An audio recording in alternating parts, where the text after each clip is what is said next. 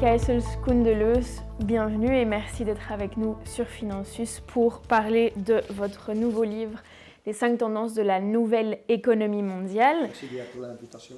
Merci. Pour commencer, on voulait vous faire un petit challenge d'essayer de nous parler de votre livre en à peu près 1 minute. 1 minute, ça va être vraiment un challenge pour Koen surtout. je vais essayer. Je pense que c'est un livre qui parle de 5 grandes tendances qui vont nous tomber sur notre tête dans les années à venir. On essaie d'attacher des idées d'investissement, mais on a aussi des histoires autour de ça, que le livre devient accessible un petit peu pour tout le monde. Je parle surtout pour moi, peut-être aussi pour Koen, mais surtout pour moi, que c'est devenu vraiment un livre assez personnel. Ouais. C'est l'histoire plus personnelle que je pensais au début. C'est devenu une histoire de 20-30 dernières années, ce qu'on a vécu dans les marchés, les entretiens qu'on a eus, les histoires qu'on a racontées. Il y a un petit peu quelque chose pour tout le monde. Il y a des UFO dedans aussi. Il y a des histoires, il y a des interviews avec des économistes qui sont déjà morts. C'est devenu un livre, vous avez déjà bien compris, je l'aime bien. Bon, pour moi, en 1 minute, je pense qu'on entre dans une ère tout à fait différente comparée aux dernières 40 années. Donc, on était dans une ère de great moderation, donc modération, donc là, la volatilité a diminué, la volatilité au niveau de la croissance économique, au niveau de l'inflation, au niveau des taux d'intérêt. Et aujourd'hui, en fait, depuis quelques années, on constate que la volatilité commence à être beaucoup plus grande, que l'inflation grimpe de temps en temps, on a certainement vu ça la dernière année, et de sorte que aussi les taux d'intérêt sont en train d'augmenter graduellement aussi. Et donc là, je pense que dans les décennies à venir, on va vers une économie où, en moyenne, l'inflation et les taux d'intérêt vont être beaucoup plus élevés par rapport à ce qu'on a vu dans le passé. Et ça, c'est très important, premièrement pour les investisseurs, mais naturellement aussi pour les gens qui veulent avoir des emprunts aussi pour les entreprises. Et donc ça, c'est pour moi le message clé du livre. Et le monde qui est décrit par Koen, c'est un monde qui est plus dangereux, plus risqué, il y a beaucoup de risques, mais il y a aussi beaucoup d'opportunités. Et voilà. Ça, c'est devenu vraiment un livre optimiste, positif, et on décrit tous les risques qui sont là, les risques qu'on doit essayer de gérer. Mais on ne doit certainement pas oublier qu'il y a tellement d'opportunités. Je fais ce boulot de 35 ans déjà. 50 au moins. 50 évidemment, oui, c'est ça. Mais j'ai rarement vu tellement d'opportunités. Et ça, je pense aussi pour les jeunes, il ne faut certainement pas oublier. Merci. Donc nous, on a vraiment beaucoup apprécié la dynamique du livre. Donc vous proposez des explications économiques assez poussées, mais aussi des conseils d'investissement pour les futures années. Et vous avez placé pas mal d'anecdotes dans le livre et du coup des passages un peu plus légers avec des petites histoires. On voulait savoir quelle est votre anecdote ou petite histoire préférée que vous avez glissée dans votre livre. L'histoire, c'est probablement pour moi. C'est pour toi. L'analyse approfondie, c'est pour moi. Les petites histoires, c'est pour toi. Okay, c'est bon, hein? On partage le boulot. Voilà, c'est ça. Non, je pense, ils sont tous bons, je pense, mais je pense l'interview avec Ricardo et Malthus dans un petit pub Londres, pas loin de St-Paul's Cathedral. Je l'aime bien parce que ce pub est vraiment là. Et le jour que le livre sera traduit en anglais, je vais aussi déposer le livre là parce que j'aime les portes doubles, les portes où on peut entrer pour entrer dans un monde imaginaire. C'est vraiment fantastique si ces mondes commencent à se lier quelque part. Et j'aime cette histoire parce que ces deux économistes, ce sont vraiment des géants dans notre métier. Ricardo, c'est le mec qui a affaire avec le commerce, les avantages comparatifs et autres. Et Malthus, c'est vraiment l'homme, le professeur de Malthusian Trap, très beau. Le monde a été dans cette situation pour des milliers d'années jusqu'aux révolutions industrielles. Et je pense que aussi les relations entre ces deux, c'est vraiment génial. Ce sont des amis, mais ils s'opposent tout le temps. Ils ne sont jamais d'accord, ils sont dans le Parlement, ils sont toujours opposés sur toutes sortes de sujets.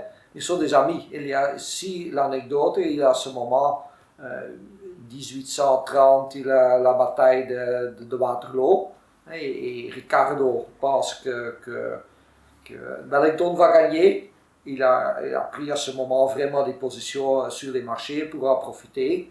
Et Malthus n'ose pas prendre cette position, alors Ricardo prend cette position pour son ami.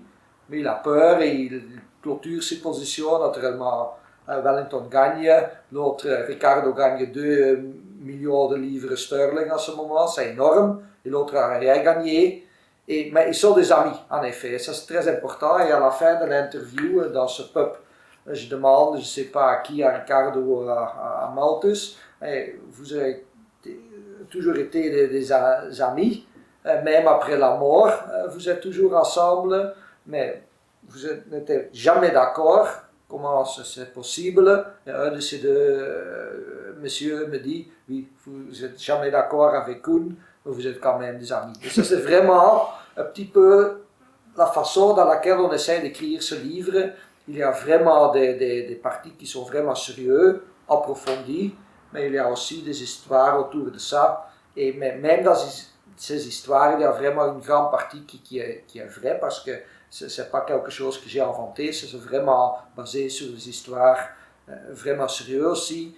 Alors, comme ça, on essaie d'expliquer de temps en temps aussi des choses qui sont compliquées dans une façon un petit peu plus compréhensible. Donc effectivement, c'est un livre qui est accessible quand même à plusieurs catégories de personnes, qu'on soit débutants ou déjà plus avancés au niveau de connaissances économiques. Vous parlez de 5 tendances de la nouvelle économie mondiale, donc de tendances qui vont arriver dans le futur. Vous parlez du changement climatique, de l'innovation, de la productivité, du vieillissement de la population, de la dette et de la multimondialisation. De ces 5 tendances, laquelle vous pensez aura le plus gros impact sur les prochaines années? Pour moi, je vais prendre la transition climatique parce que je sais qu'il va prendre l'innovation. Comme ça, on a l'occasion de parler des deux. Mais pourquoi la transition climatique? Parce que c'est une tendance nouvelle. Les autres, ce sont des tendances qui vont peser de plus en plus fortes ou qui vont se renverser. Par exemple, la mondialisation. Aujourd'hui, on parle de déglobalisation. Moi, je parle de multiglobalisation. Mais alors, la transition climatique, c'est quelque chose de nouveau et quelque chose de très définitif. Parce que si on ne fait pas ça, on va avoir beaucoup de problèmes. Donc, c'est une transition qui va faire en sorte que l'économie va devenir beaucoup plus volatile, qu'il va y avoir des chocs énergétiques, qu'il va y avoir des chocs au niveau des prix de matières premières. Et donc, ça va créer une sorte d'environnement économique beaucoup plus volatile par rapport aux dernières 40 années. Et ça, il faut tenir compte, ça, il faut investir davantage pour éviter une période catastrophique. Et donc, c'est pour cette raison-là que moi, je pense que c'est la tendance la plus importante, naturellement, pour contrer, pour éviter, contrebalancer. Il y a l'innovation, mais ça, c'est pour Philippe. Moi, je pense aussi, Koen a au début évoqué l'idée, on est dans ce monde, là on est tout à fait d'accord, dans un monde où l'inflation et les taux vont être structurellement plus élevés qu'on a connu pendant les 30, 40 dernières années. L'innovation est probablement là pour, comme Koen a bien dit, contrebalancer les autres. Parce que le fait qu'on va avoir quantum computing, AI et autres, intelligence artificielle, quelque part c'est déflationniste ou même déflatoire à certains moments. Et on ne sait pas encore la profondeur de toute cette révolution, mais c'est possible que cette tendance d'innovation va être plus puissante que les 4 autres ensemble. Et ça c'est un risque. Risque positif voilà. Pour notre scénario que l'innovation devient plus puissante. Quelque part, ça va aider de résoudre tous les autres problèmes. Ça va compenser tous les autres. Oui, et on évoque aussi l'idée de dire qu'on a besoin de moins de prophètes et plus de sorciers, de sorcières ou n'importe, parce qu'il faut parler des dames aussi. On a besoin de sorcières aussi. Et sorcières, c'est une connotation moins positive que sorcier pour une raison, parce que sorcière, on parle de witch en anglais, mais c'est dans une façon très positive aussi. Surtout des jeunes gens, mais aussi un petit peu les plus âgés. Et on doit inventer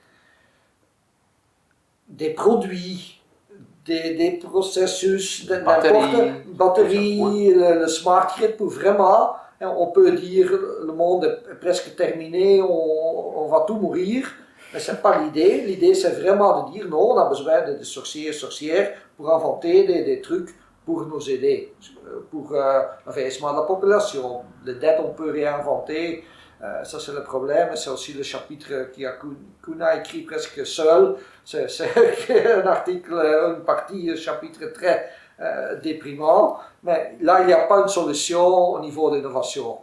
Il faut trouver une autre manière et probablement ça sera... Il y a une solution parce que s'il y a l'innovation, il y a la productivité, il y a une croissance plus grand et ça va diminuer les dettes. Oui. Comme souvent, tu as raison. Okay. Voilà, mais l'idée, c'est quand même il faut avoir des gens qui inventent des trucs dans le sens le plus large pour contrebalancer tous les problèmes. D'accord. Merci d'avoir répondu à cette question. Alors, parmi nos lecteurs sur notre site internet, mais aussi les personnes qui nous suivent sur les réseaux sociaux, on a pas mal de débutants, de personnes qui commencent à s'intéresser à la finance, aux investissements, à l'économie de façon générale. Est-ce que votre livre s'adresse aussi à ces personnes ou est-ce qu'il faut déjà avoir pas mal de connaissances? Moi, je dirais pas mal de connaissances. Il faut avoir une base économique, mais je pense que via le livre, on va apprendre beaucoup de choses. Parce que chaque fois, si on parle d'une certaine tendance ou d'une certaine quelque chose macroéconomique, on va l'expliquer aussi. Ou on va l'expliquer tout à fait au-dessous d'une page où on va approfondir ce sujet pour bien expliquer aux lecteurs il s'agit de ça et ça et ça. Donc, normalement, je pense que tous les gens qui s'intéressent à l'économie vont bien comprendre ce qu'on veut dire. Le point de départ était aussi, on va en discussion, en débat entre nous. On est d'accord sur les grandes lignes, il y a des parties où on est moins d'accord, où c'est souvent une question amplitude de l'histoire, mais on invite aussi tout le monde pour participer dans ce débat. On n'a pas une boule de cristal malheureusement, on peut faire des hypothèses, on peut créer des scénarios, mais on ne sait pas, on n'est jamais sûr, alors c'est un débat ouvert à tout le monde. Et beaucoup de questions qui sont adressées dans ce livre, ce sont aussi des questions qu'on reçoit chaque jour de nos clients et de nos contreparties. On a la chance comme des troubadours, être capables de traverser tout le pays. On voit des investisseurs, mais on voit aussi des entreprises, différents secteurs. Et on est toujours dans notre centre de congrès, on est toujours en relation avec tous ces gens. Et ces gens demandent qu'est-ce qu'il faut faire avec l'or, est-ce que le prix de l'or va monter, qu'est-ce qu'on pense de cuivre, qu'est-ce qu'il faut faire avec le bitcoin, le metaverse. Ce sont des questions qu'on reçoit chaque jour. Et on a essayé d'adresser les questions autant que possible. Et pour ça, je pense que tout le monde, n'importe quel secteur, n'importe quel intérêt, peut trouver quelque chose dans ce livre qui est intéressant pour lui ou pour elle.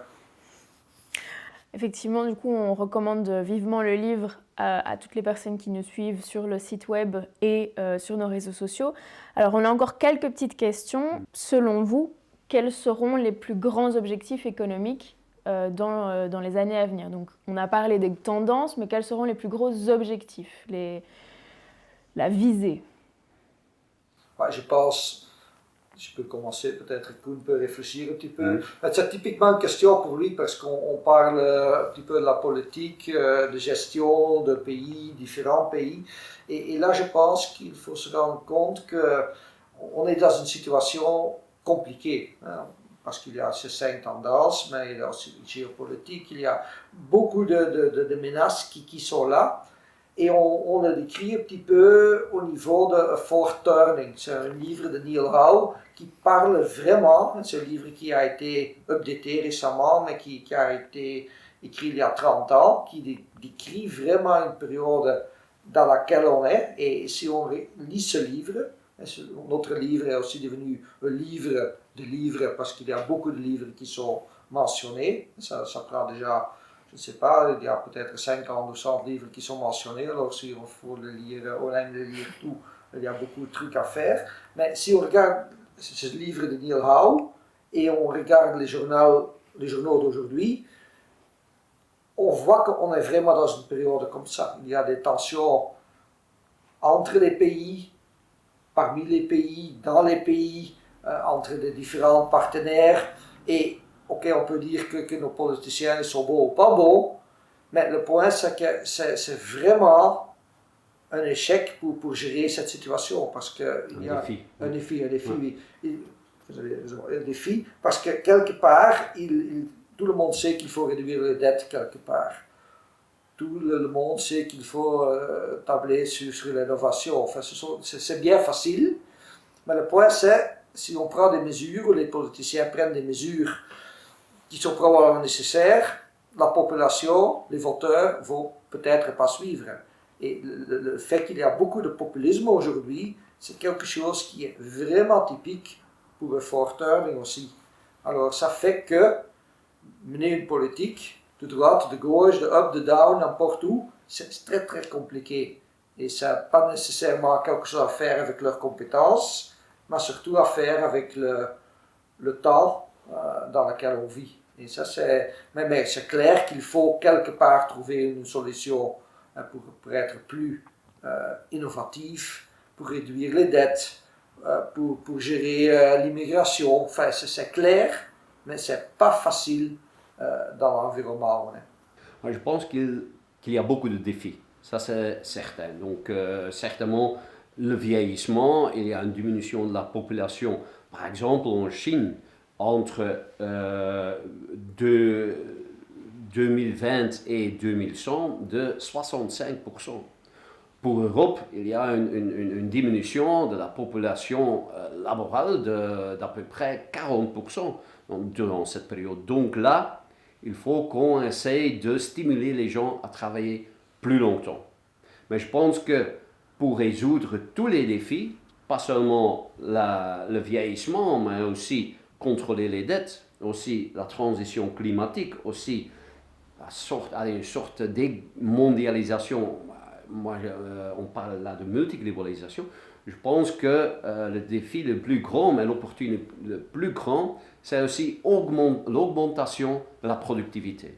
Et comment on fait ça? C'est comme Philippe a dit, on doit inventer de plus en plus de choses. L'innovation est tellement importante pour notre monde où le vieillissement fait beaucoup de dégâts que sans cette innovation, oui, on entre dans cette tunnel et on ne va jamais sortir de cette tunnel. Mais l'innovation et l'augmentation de productivité, là, ça va résoudre beaucoup de choses au niveau de la transition climatique parce qu'on va inventer des batteries, mais aussi au niveau de la croissance, parce que sans cette productivité, on va vers un climat économique où on va entrer chaque 2-3 années dans une récession pour alors avoir un petit peu de croissance économique, mais avec une productivité de 1 point de pourcentage au lieu de 0,2 où on est aujourd'hui,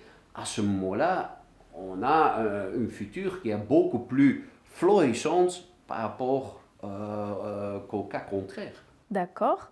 Et bah, je pense qu'il nous reste deux questions. La première, c'est qu'est-ce qui vous a poussé à écrire ce livre? Qu'est-ce qui vous a motivé à écrire un livre pour finir? Je dois avouer que l'idée de départ venait de Koen, je pense. Il a déjà écrit 3 livres. Moi, c'est mon premier livre. Et je dois avouer aussi que sans Koen, il n'y avait pas de livre. Parce qu'il est très discipliné, et moi, peut-être un petit peu moins. Alors, parce qu'à un certain moment, on est obligé de livrer. Ça a très bien fonctionné.